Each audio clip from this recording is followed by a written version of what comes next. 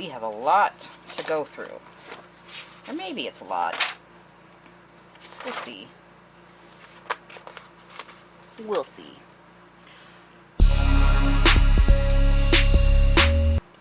All right. Welcome back to Whiteboard Book Reviews. Normally I do one half of a book, a half of another book, and then the other half of a book, but I got locked into Sleep Tight, and so I finished the other half of Sleep Tight. So here is the other half of Sleep Tight by J.H. Markert. So we have some stuff to talk about. A lot has happened since where we left off. Tess, yeah, let's get her up here already. Tess and Justin have gone to talk to Noah, and we'll put him right here at the asylum for the criminally insane. So they've gone to talk to him, and they got like all this weird information from him. They find out that he has DID, a dissociative identity disorder, and his personalities, one of them is the outcast, and for some reason the outcast knows, the outcast inside Noah knows stuff that the outcast on the outside is doing, and they're like, how is this possible? There's no way. And while that's happening, the priest that was being watched, that was being guarded by the cops, he gets kidnapped by a cop that was actually part of the Lost Children cult, who was wearing a sheep mask. So where we left off, dude in sheep mask was at the asylum, and Justin ran off into the woods chasing him, and Tess stayed behind because she shot somebody in a bull mask or something like that, and that guy, instead of being arrested, slit his own wrist so that he couldn't be questioned and stuff like that. So that's where we're at right now. So what happens is, where we're at, Justin doesn't catch up with Sheep Mask Guy. Sheep Mask Guy gets away, and Justin, they find the preacher's body, the one who got kidnapped. They find his body in the woods. There was like, they left like a trail for them to actually find him, and he had the black circles over his eyes, which is the big theme of this book, is black circles over the eyes, black circles, looking at clues that the outcast wants Tess to find, things like that. So right now, they've just found the preacher's body. Penny, go lie down. You go lie down. They just found the preacher's body, and Danny is telling them about... Go lie down. Go on. Danny is telling them about a woman who lives in Father Silence's house. And Tess is like, that's weird. She bought the house.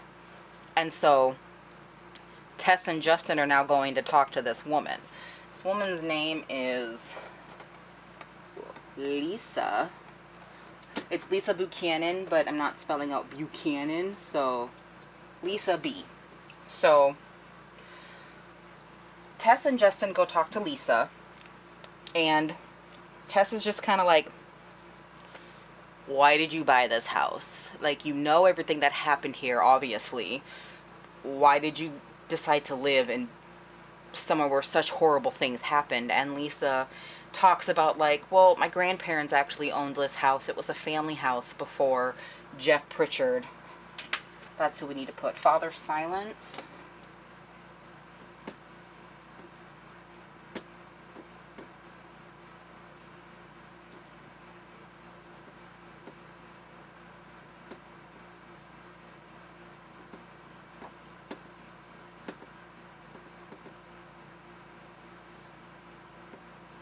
So, Father Silence, before he had the house, Lisa's grandparents had that house, and it was like a family home. But because of a dispute between Lisa's parents and her grandparents, when her grandparents died, the house didn't get left to them. It got put up for sale, and that's how Jeff Pritchard got the house. So, let me just put all her dog hair on my whiteboard. Can you believe the gall of this dog?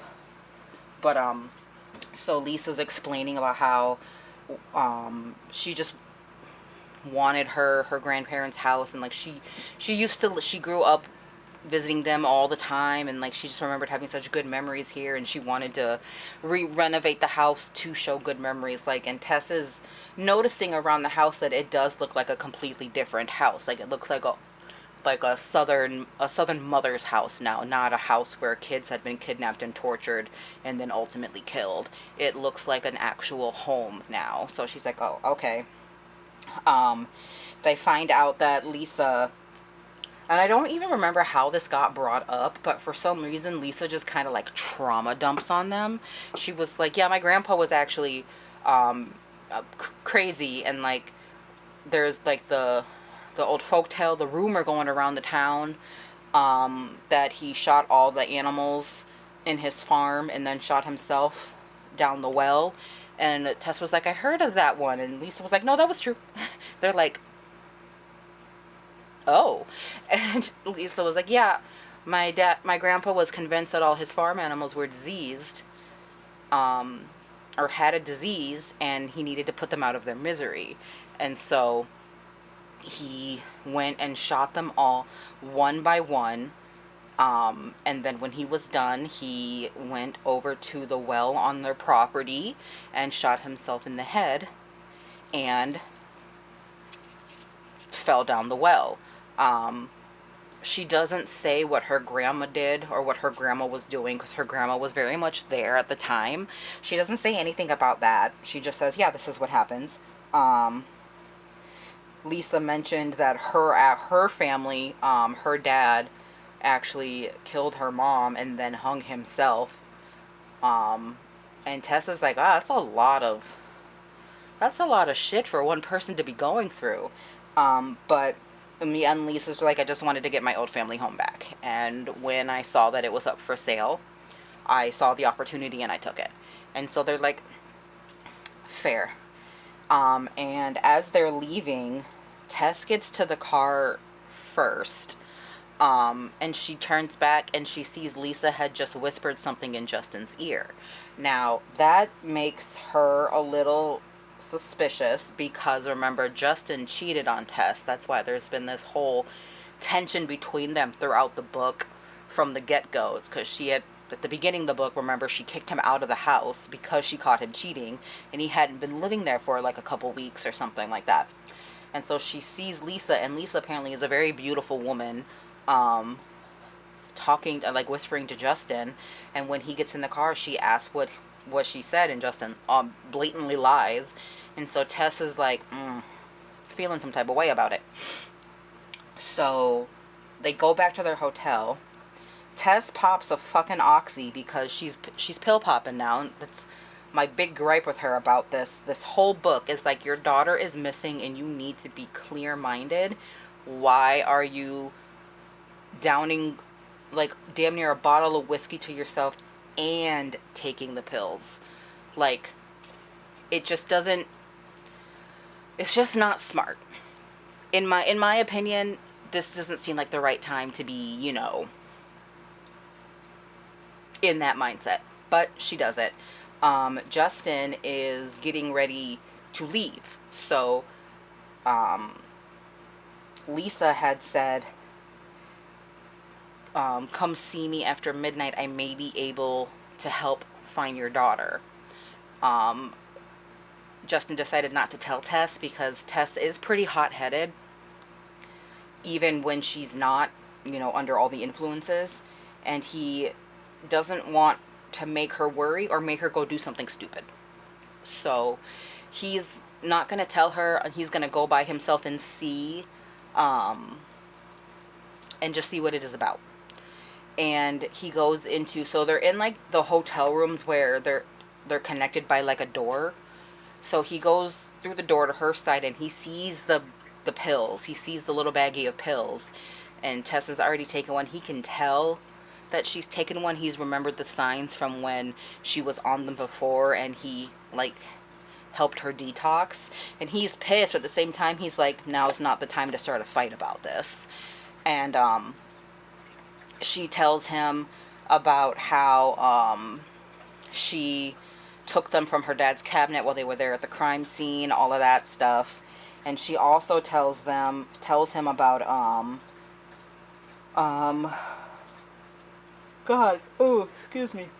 She tells him something about when she told him before, when they were talking to Noah Nichols, when she had that little mini flashback of she was in her dad's car the night that he was arrested. She tells Justin that she had also been in Father Silence's house on a separate occasion, and Justin's like, I'm sorry, what? And she's just like, high off her ass, and tells him that like she suspected it was him. A lot of people suspected it was him, but they didn't have any evidence. There was no way to like tie anything to him. So Tess decided at the ripe age, she was 13, I believe it was, she went over to his house and pretended to be lost and asked for some water. So she's in the house sitting at his kitchen table, and she asked for a throwaway cup. And so she has the water with her when she leaves. And she's like, oh, I recognize you. You're the janitor from school, right? He goes, yeah, he's like, I recognize you too. Friendly chit chat and stuff. And she takes her cup and she's drinking. She goes, well, thanks. Da-da-da. And when she leaves, she bags the cup and gives it to her dad. And she tells Justin, like, my dad was both pissed off and, like, proud of me at the same time. He didn't know whether to hug me or ground me. He ended up doing both. But they were able to get Jeff Pritchard's fingerprints off that cup and match it to some other things. And then that's ultimately what led to her dad and his partner going to arrest him the night that she hid in his car. So Justin's like, whoa. Just wow. Okay. And so she starts to pass out. And after she falls asleep, Justin decides to leave and go see Lisa, because he's like, if she knows how to find my daughter, I'm gonna go fucking find out. Doesn't work. Like, he meets her at a bar in town, and she straight up, he goes, all right, what do you know about finding my daughter? And she basically was like, so I don't know exactly how. And he's about to leave. She's like, wait, hear me out. And then she was like, so I kind of have these visions. And he goes to leave again. She's like, wait, hear me out.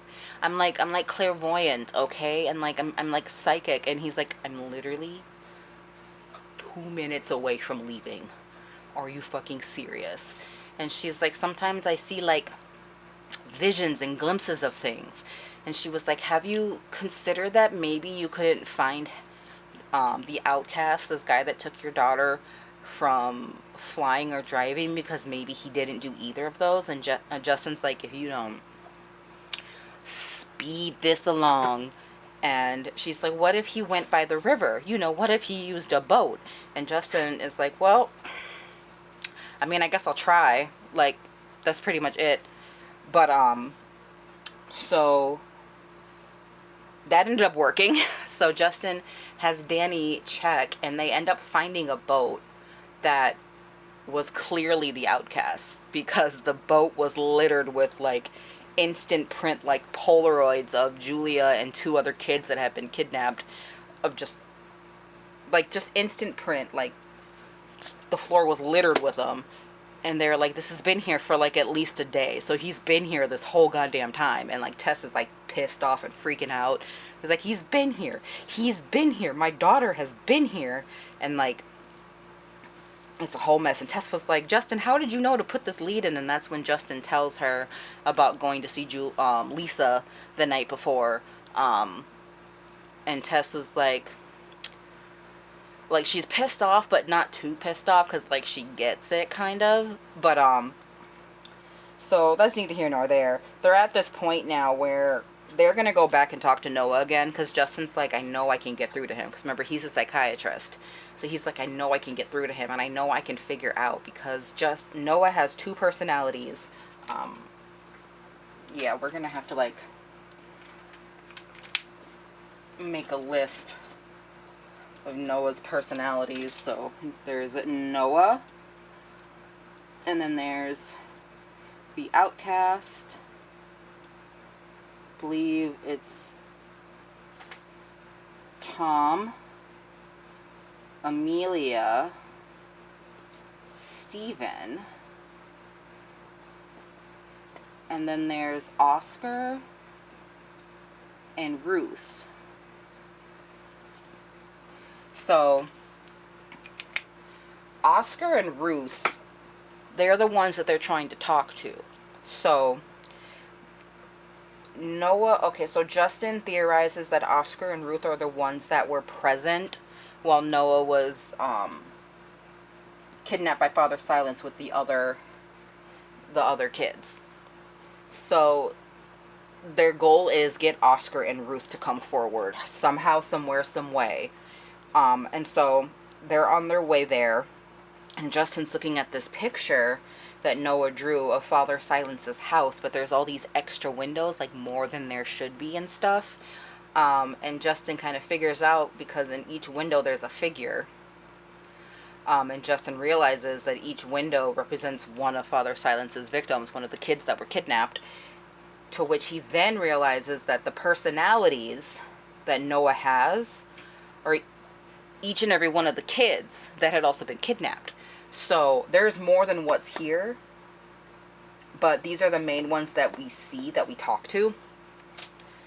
So basically, they go to the asylum and they talk to the director, and they're telling him, Justin's explaining to him, like, I think what happened was, what was going on in that basement was so traumatic that Noah, to protect himself, was creating different personalities. But since he was locked in a basement with all these other kids, those kids became his personalities. So the reason why they are still kids is the personalities is because the real kids died as kids. So they didn't have a chance to grow up, so his personalities didn't grow up. However, Oscar and Ruth have been with Noah since like day 1, apparently. They will be adults. But Tom, Amelia, Steven, and the other kids died as kids. They're staying that way in his mind. And so the director's like, that's impossible. There's no way someone can just make up a personality from someone in the room with them and da-da-da. And Justin's like, it does seem unlikely, but this is exactly what's happening right now. Each one of his personalities is named after one of the kids whose bodies we found in the basement. Like, it's literally right there in front of your face. And so the director's finally like, well, that's unheard of. But again, it's literally right there. So they go to talk to Noah, and while we're doing that, we get a POV of the outcast, and he's bringing the kids to the playhouse finally. He's super excited because he told them, I have a big surprise for you guys. And so he gets to the playhouse, and it's like this old brewery that was shut down, that he turned it into the playhouse. It's like a giant daycare, basically. Like, it's been painted to look like a fun daycare for kids. There's different rooms, like there's the reading room, the eating room, the music room, the art room. There's like a bunch of different rooms. And he notices that Julia isn't as excited as the other kids, because Julia had hoped that like her parents and her grandparents were gonna be the big surprise. They were just waiting for her there. And in his head, he's like, haha, your grandparents are dead. And then he feels bad for thinking that. But he doesn't say it out loud, obviously. Let's put Julia down here. I dropped the red one, so we're going to be using brown going forward because I don't feel like trying to get it. So he's bringing the kids to the playhouse, and like the door opens and there's more kids there that he's acquired. There's other children there. So now he's got, I believe it's 12. He's got 12 kids now at his playhouse. His daycare, his safe place for kids, because in his head he's protecting these kids at this point. So now we jump back to Justin and Tess, and they're talking to Noah, and they're like trying to talk to all the other personalities, and that's when they literally start pointing out to like to the personalities and to like Noah, these are the kids that died, that you saw die. Your personalities are them, and they're like, we're our own selves, and it's a weird back and forth that keeps going on. And while that's happening, Danny, the partner, the fellow cop, he is on his way to a monastery. It's called like the Poor Clares. He's on his way there to talk to a nun that knew Jeff Pritchard when he was a teenager. And this nun, I'll put her down here, Sister Mary Rose. He's going to talk to her because she was one of the last few people at the church orphanage where Jeff was for a while. She was one of the last few people to see him. This was a really interesting part. Let me get locked in because there was a lot of exposition that happened right here. So, Danny goes to talk to Sister Mary Rose, but not before he talks to the old head nun, I forget what she's called, of the church that Jeff Pritchard stayed at. So something happened while Jeff was there that made Jeff and a whole bunch other of the orphans that were there that were able to, made them leave. Like they were like, peace. A man was murdered on church grounds, and he was like stabbed to death. Like his throat was slit and he was stabbed repeatedly over and over and over and over again. And that freaked everybody out. And as many people as could, they dipped. Jeff was one of the people that left. But the head nun, she pointed out that it was really weird because the other kids that fled, they left belongings behind. Like they left, like it was last minute. It was like, oh shit, we got to get out of here. It's not safe here anymore. Fled. Jeff had all of his belongings packed and left. Like it was a pre-planned. He was like, bye, toodaloo type of thing. So she makes a point of that, of just noting that. And Danny asks her, do you think Jeff could have killed the guy? And the nun's like, well, Jeff was a really quiet and sweet boy, but like, I guess he could have. And like Danny's asking, like, were there any, like, did he have any friends or anybody he like hung out with the most? And the nun was like, well, not really. He was quiet, but he did hang around this girl. Her name was Diane Cherry. We usually keep them separated, but whenever they were able to get together, they got together. But that was nothing serious either. And he is like, okay. And so he asks where Sister Mary Rose is now because she moved to a different monastery. She moved to the Poor Clares. That's another sect, I guess. They don't really fully explain it, but she's a nun somewhere else, basically. And Sister Mary Claire, he's going to interview her, and he can only talk to her, like she can only answer through writing because her tongue has been cut out. My God. Okay, so she tells him that Jeff and Diane, I'm gonna put her right here. Jeff and Diane Cherry. Am I making up her last name being Diane Cherry? Because I feel like I am not. Cool. So Jeff and Diane Cherry were like, they were buddy. She doesn't think there was anything sexual going on between them. She says that they caught them once in the woods, like, you know, touching each other, like experimenting, but she doesn't think there was actually anything sexual going on between them. Jeff is 3 years older than her. But he basically worshipped the ground she walked on. Like, he would do anything for her. And she used that to her advantage. Like, she basically used him to do things. And, Sister Mary Rose knew, and Jeff knew, that Diane was pregnant. She was trying to hide it, but it was starting to become obvious. But Diane says that she had been raped by a man, and then that man ended up being the one that was murdered at the church. I didn't write his name down because he's briefly mentioned and then dead. But so the man that was killed, yeah, his throat was slit, and he was stabbed multiple times. Sister Mary says she didn't remember seeing him die, but she did remember that it was definitely Diane who tackled her to the ground and said she needs to keep quiet, and then cut out her tongue. She remembers very, very, very distinctly that Diane cut out her tongue.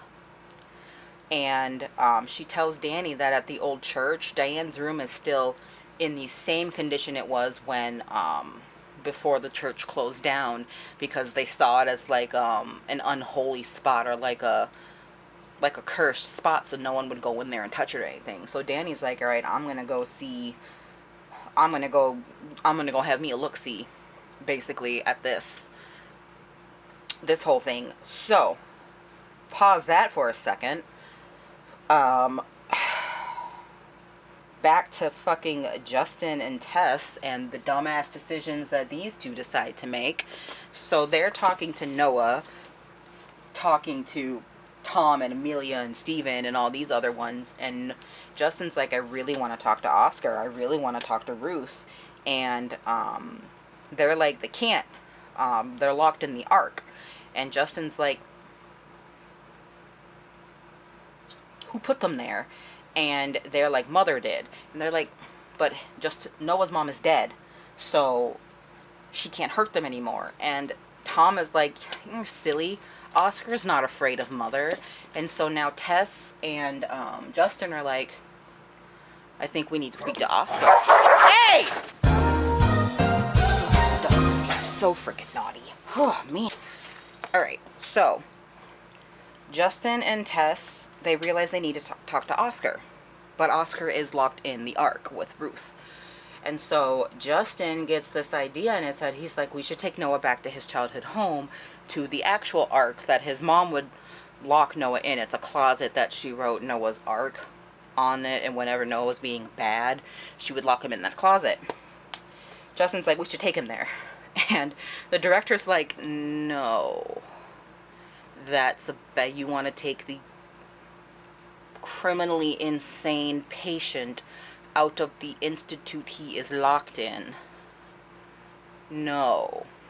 But they like say, we'll get a whole bunch of guards, we'll have your men, our men, the feds, we'll have everybody there. This can't go wrong. It goes wrong. So they do the plan. They do the plan, and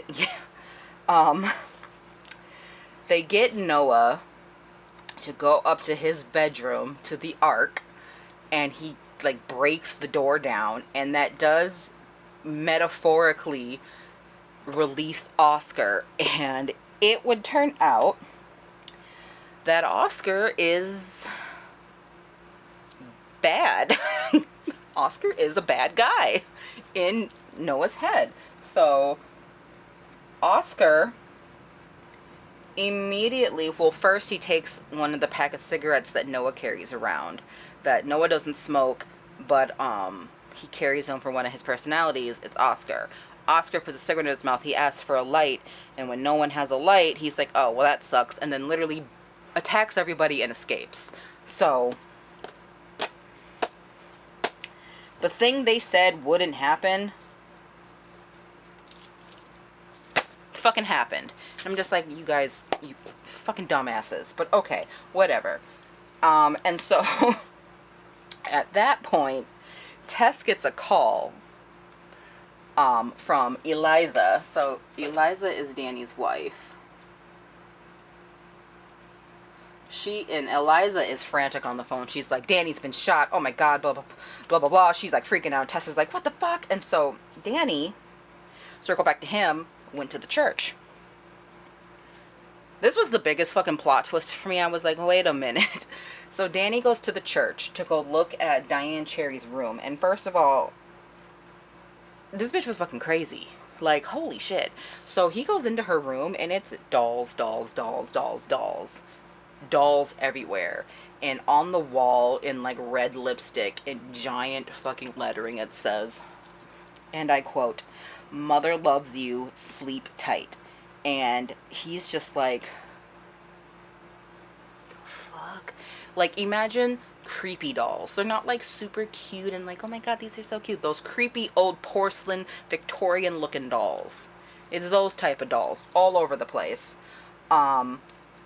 And from Diane's window, you get a good view of the cemetery that's on church grounds. And there is one grave that you can see really well that says, "In love and memory of Lisa Buchanan."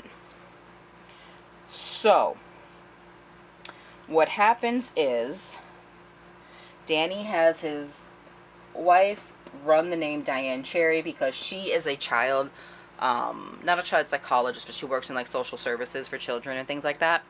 So she finds out that Diane Cherry lived with her parents until her parents died, and it's suspected that Diane is the one who killed her parents, killed her mom, and then made her dad like hung himself, made it look like he hung himself.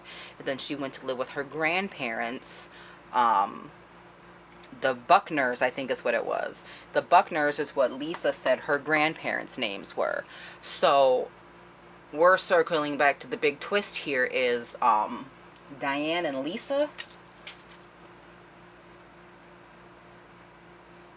samesies. They are but one person. And as Danny is hearing this, he's turning. He turns and he sees somebody in an animal mask. Takes a shotgun. I believe it's a shotgun, and shoots him in the chest. And he like flies out the window, and like his wife hears the shot and she's like screaming on the phone and stuff. And then Tess gets the call and all of that. And so at this point too, a sheriff had decided to go to Lisa's house. The sheriff of the town of Twisted Tree. He decided to go to Lisa's house because he's like, this bitch keeps getting involved in this case and I don't know why. I'm just going to tell her she needs to just back the fuck up, okay? So what if she lives in Father Silence's house? That don't mean nothing. She needs to stop interfering. So he goes to her house and he like goes inside because the door is left ajar, and he goes in and he's like looking around and he thinks he sees women's feet lying on the floor in the kitchen. He's like, oh my God, is somebody hurt? And as he's looking at this women's feet on the floor in the kitchen, they get like pulled away, and then he hears a woman laughing maniacally, and it's like before he can even pull out his gun, he gets shot by a man in a bull mask. And so Lisa comes around the corner and she's like being crazy. She's like just doing typical crazy woman stuff when it's revealed that the woman is the psycho. And so he gets killed and his body is left at her house. And so she's leaving because she's got shit to do now. So what we find out is that the Outcast was having an episode while Oscar was attacking everybody. So I don't know, my one gripe with this book I'll get into later too, said it never explained how the Outcast and Noah's minds were connected. Like, okay. But so while Oscar was fighting everybody, in Oscar Noah, while they're fighting everybody and escaping, the Outcast gets this sudden violent urge and he's with all the kids and he's like painting them. And like he's having them sit like it looks like the Last Supper and they're his disciples, and he's painting them. And he gets the urge, so he takes his hammer and he's just beating the shit out of a wall because he doesn't want to hurt his kids. Like, he's referred to them as his children now. He doesn't want to beat them with his hammer that he keeps tucked in his belt, little handy dandy hammer there. So he's like beating the wall, and this point is when Julia's like, I don't want to be here anymore.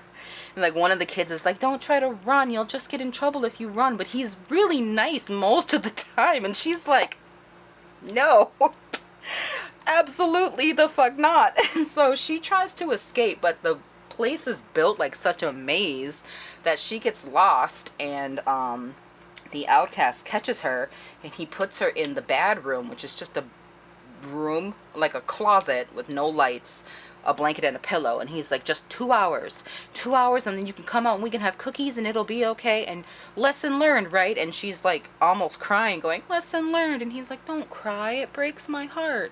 And then locks her in there. And I'm like, dude's crazy, but okay, all right. Moving on.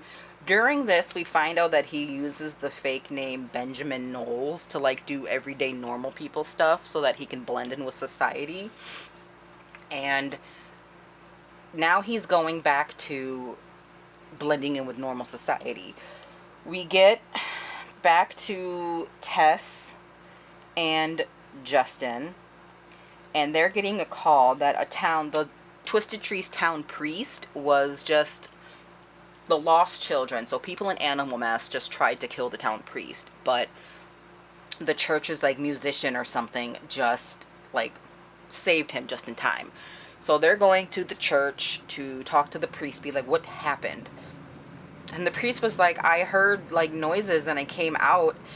There's these two people in Animal Mask and they were making animal noises at me, and then they were going to attack me, and my musician came out and was like, he scared them off basically. And Tessa's like, is the musician here? And so the musician happened to just be there. And would you fucking believe it? It's Benjamin Knowles. So Benjamin comes in and he startles. He's got glasses on and a walking stick. So he's like, oh, like, he hears the noises of people, and he's like, oh.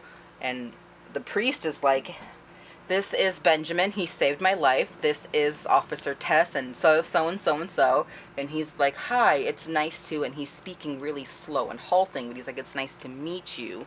And then he leaves, and Tess is like, there's something about this dude, I don't know. But after he leaves and he's been gone a minute, Tess finally goes, hold up, wait a damn minute.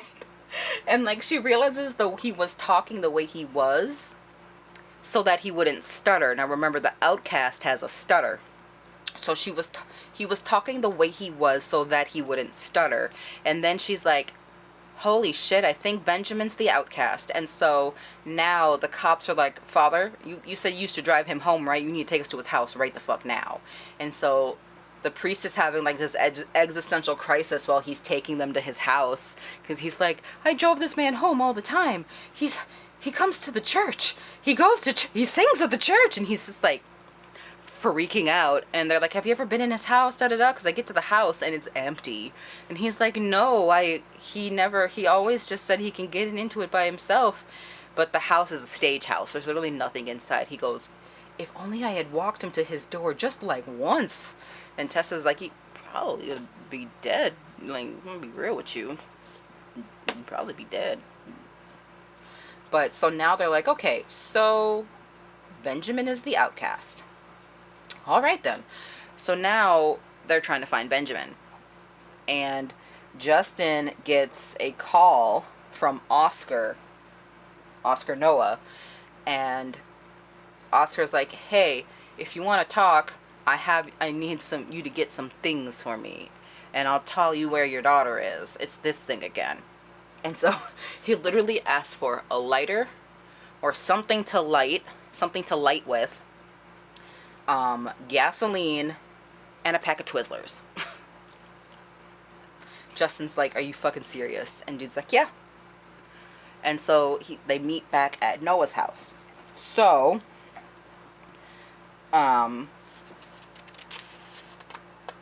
while this is happening, while Ben Outcast, yeah, I didn't even put him on the board.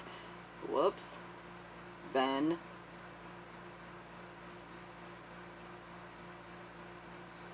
I'll give him 12 kids down here. 1, 2, 3, 4. 1, 2, 3, 4, 5, 6, 7. Okay, I'm losing my wind to draw little stick children. 1, 2, 3, 4, 5, 6, 7, 8, 9, 10, 11. We'll do 12. That one's Julia. So while Ben Outcast is out doing this thing, and he stopped them from killing the priest, he realizes now that he's probably going to get punished by Mother for doing so. And Tess has this light bulb moment that Mother is Lisa is Diane. So they end up talking to Danny, because he's fine. He had his Kevlar on. He's sore, but he's good. And he tells them, like, Diane, so Jeff was obsessed with this chick named Diane, and Diane is Diane's history grandparents, Lisa. And so Tess is like, okay, so Diane is Lisa. All right. And then they realize that Diane is Mother. So Mother. And then Tess has another light bulb moment where she realizes that when Jeff Pritchard, before he died, so he had 20 years of not speaking ever at all, and then right before he died, right before they electrocuted him, he said, beware the one that got away. Tess is like, oh my God, they weren't talking about Noah, they were talking about the outcast. And then she goes, he's called the outcast because he wasn't on any birth records. He's Diane Cherry's son. Whoa. It's like, okay, all right. So Ben Outcast is Diane Cherry's son, the product of rape from the man that was murdered at the church. So Diane hates him. He grew up living in that basement, and he had like a birth defect or something wrong with his eyes. They never actually say what his eyes look like, but apparently it scares the children, so he wears sunglasses. But so she hates him. He's lived in the basement his whole life, and the reason why they had those kids is because Outcast Ben had asked, can I have siblings or someone to play with? And so Jeff went out and found all these kids that were like either abused or homeless, like kids that wouldn't be missed, and brought them there. Diane was pissed. She was like, well, I'm not fucking with all these little bastards here, but let them stay because she had fun torturing people. She really liked torturing people. She was one of those. And so let me take a moment to breathe. Good Lord. So now we're at the point where Justin is meeting with Oscar. Okay. So Justin is meeting with Noah, Oscar. Oscar is fucking crazy. So yeah, Oscar's a psychopath, living inside of Noah's mind, and Oscar's talking about how half the shit they're saying the outcast did, he actually did, but the outcast was taking the blame for it. And I'm like, oh, so you're bad, okay. And like Oscar keeps dancing around like telling him, like Justin is like, where's my daughter, where is the playhouse? Oscar knows where the playhouse is, but he's like having fun, like toying with Justin. And he's like, he's talking about how he came to be, how Ruth came to be. He's like, Ruth is way worse than I am. She's also kind of a whore. They're like Bonnie and Clyde, he says. And he's like, just like giving Justin the backstory of how him and Ruth came into being. So Noah's dad was extremely abusive. And Oscar remembers he came to be because one day Noah was up in his room playing with some army men, and his dad, for some reason, was extremely pissed off with him, and was coming upstairs with his belt to just beat the fuck out of him. And that day was when Oscar was born, because Oscar took the pain for Noah. And Noah says Ruth actually ended up being born that day, and he thinks that this is why Noah got punished, is because Noah had earlier that day found his dad's Playboy magazine, and that put in his mind, because Noah was like 9 or 10, like very adolescent, but put that thought of women in his mind. And so Oscar theorizes that what happened was Noah was being punished for finding the Playboy magazine. But when Noah followed the Playboy magazine, he had women in his mind. So when Oscar was born to taking the pain, Ruth kind of tagged along with him. And that's why he has Ruth. But he says Ruth is way more ruthless than he is. Ruthless. I'm hilarious. But eventually he tells her, eventually Oscar tells Justin where the playhouse is. Not before trying to burn him alive with Noah's old family house. Like, douses everything in gasoline and then throws some on Justin. Justin's like, the fuck, bro? And, like, pulls his shirt off just before. Penny. He doesn't like that, babe. Stop. Dogs. They're little children.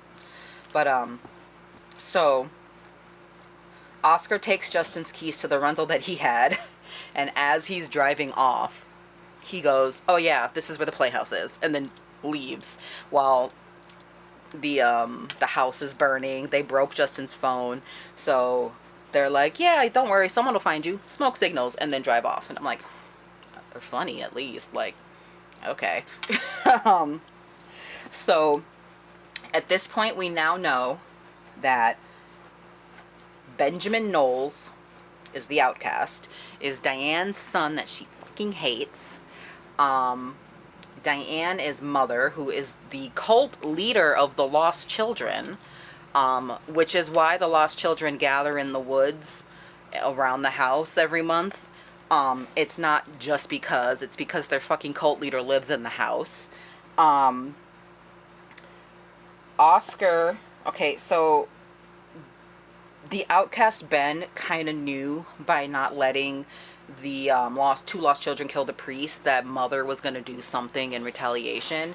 And he goes back to the playhouse and it's been completely broken into. All of his children are kidnapped.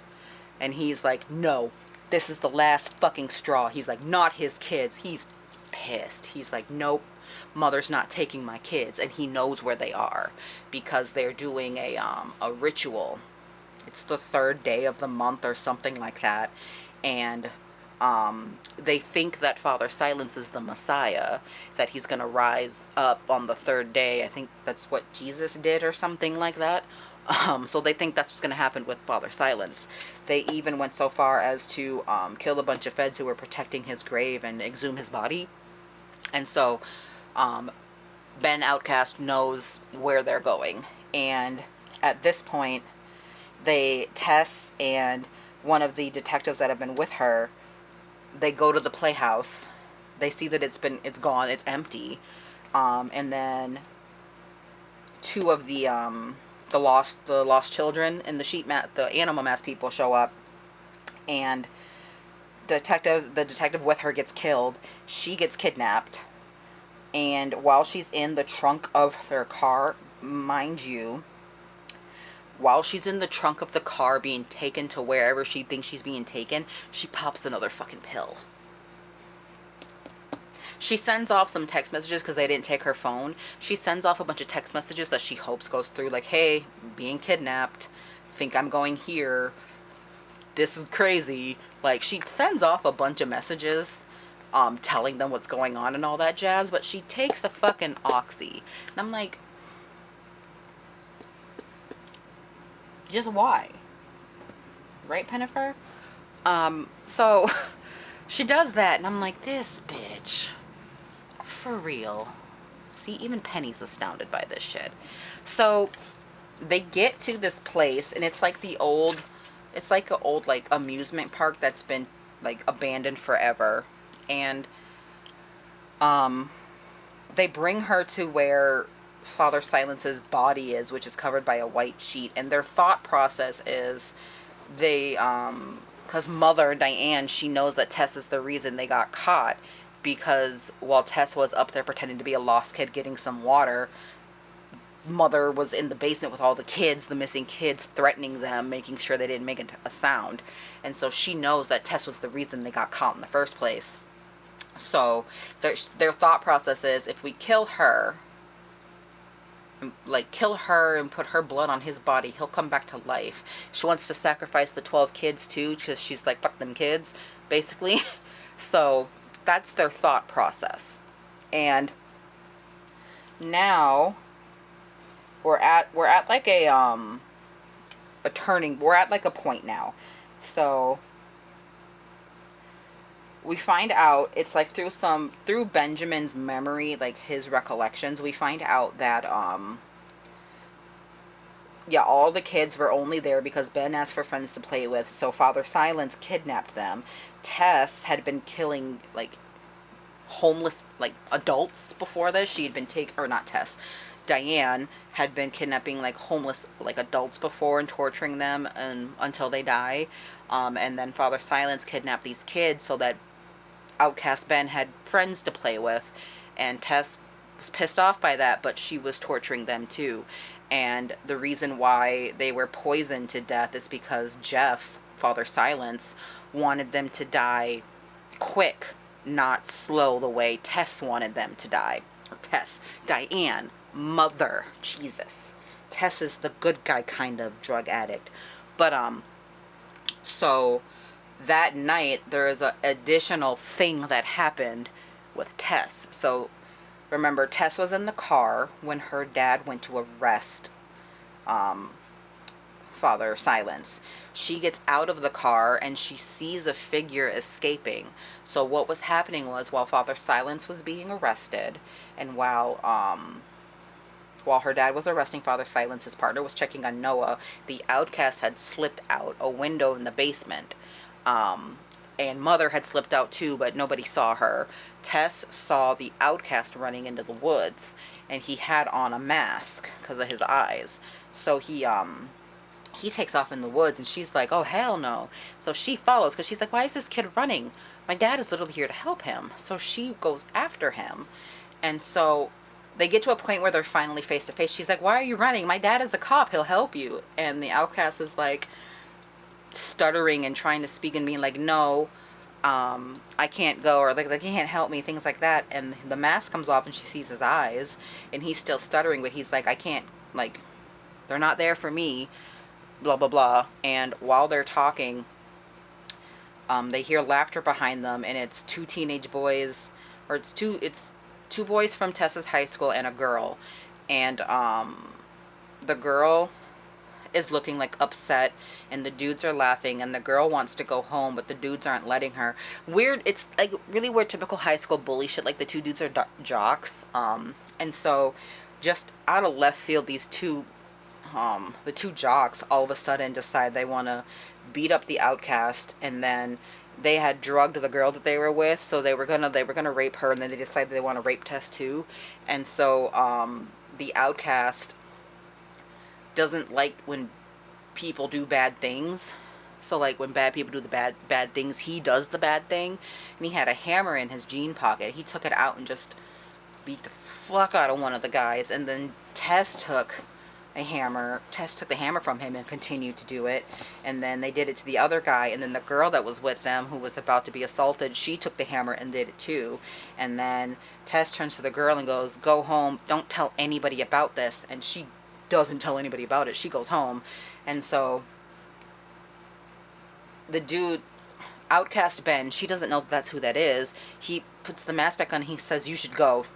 And they all just leave the bodies there. So those were the two bodies that were reported being found at the beginning of the book. Those were those two bodies. And so those bodies get reported as being like heroes who were trying to help find Father Silence and getting killed. But in reality, they were two douchebags. But so Tess and the outcast have that connection, and that's why the outcast has been reaching out to her, and that's why he took Julia's, because they have that connection, and Tess didn't remember because that was something so traumatic. That's the traumatic thing her brain had, you know, just kind of took out. And so now we're at the point where the lost children are all there. It's a bunch of fucking people in different animal masks making like sounds, the animal sounds of the mask they're wearing. We've got the 12 children. We've got Father Silence's body. We've got Mother, who's wearing a wolf mask. She's the only one wearing a wolf mask. No one else gets to. And then Father Silence's lawyer is with her. He's wearing a bull mask. And like, it's like all hell breaks loose all at once. It's like if you saw it happen in slow motion in a movie, it would have been Ben Outcast has 2 hammers in his hands, and he's like, "You're not hurting my kids." And he comes up behind his mom and just bashes her head in. Then he does the same to Bull Mask, and he's just like laying people out. He makes sure Mother is dead. He makes sure Bull Mask is dead, and then Sheep Mask, Jeter Jenks, the cop that killed the priest, he makes sure they're dead. And Tess gets freed. She's trying to get to her daughter. The cops, the feds, everybody shows up. It's just chaos. The lost children are either surrendering or trying to fight back and run away. Ben's trying to get his 12 kids to follow him into the woods, and for the most part they're following him because up until then he's been taking care of them.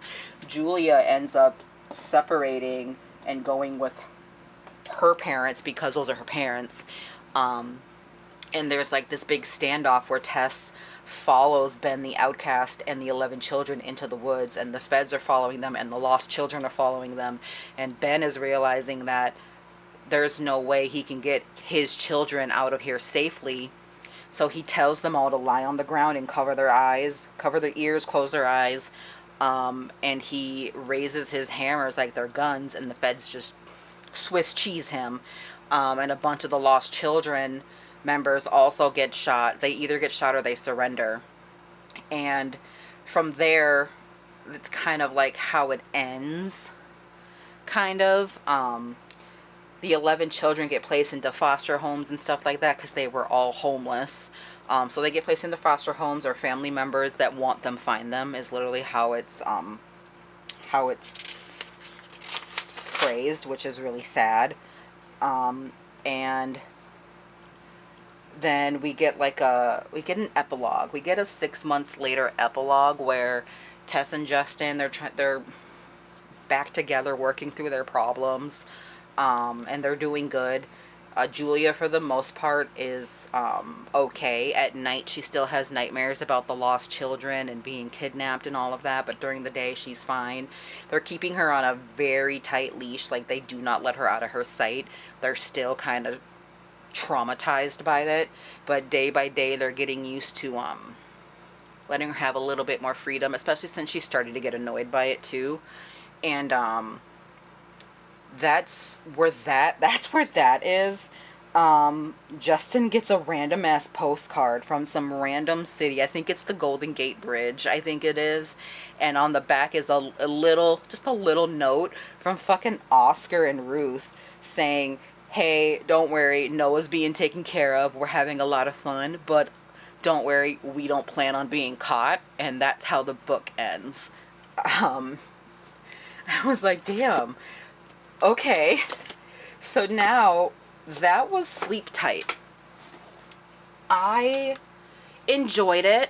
However, there were some things I wished were explained more, like Noah's connection to Ben on in real life. Like, I know that he created the outcast personality the same way he did the other kids, because he was one of the kids that was in the basement with them, and that's how he created his personalities. So I know that that's how that happened, but those two had been in contact after that. So the outcast had made sure Noah didn't drink the wine in time, but everybody else, it had been too late.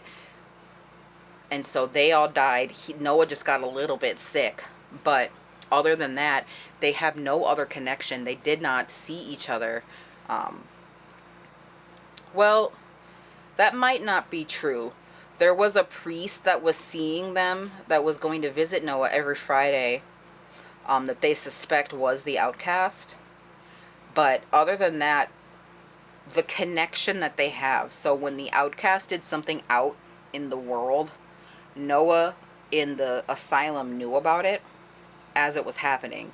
That was never explained, which would have been cool to kind of see that.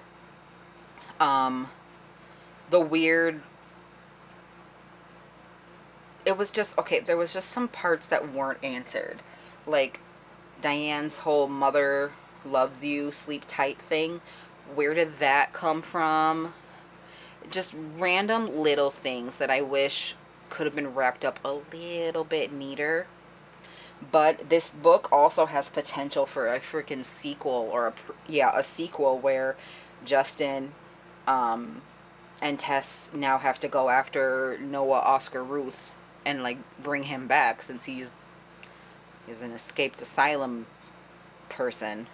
So that would be interesting. I would definitely read it. Was it my favorite of the 3 that I've read by him? No. The Nightmare Man is still going to be my favorite of the ones that I've read by him. But I do think it is a good read if you like a good mystery with like a little bit, like, I wouldn't even say there's horror in this really. It's like just mystery, like dark thriller. I like the plot twist of Diane being Lisa. That was cool. I was like, oh, okay, cool. Alright. But, I don't know. I thought, okay, I definitely finished it. Like, I finished the second half in a day, if that. Because I was like, I think I read it over a night. I had like 34 pages left. And I read it, it was like maybe 6 hours. And then I had to take a break because my eyeballs hurt, and I had to start reading another book.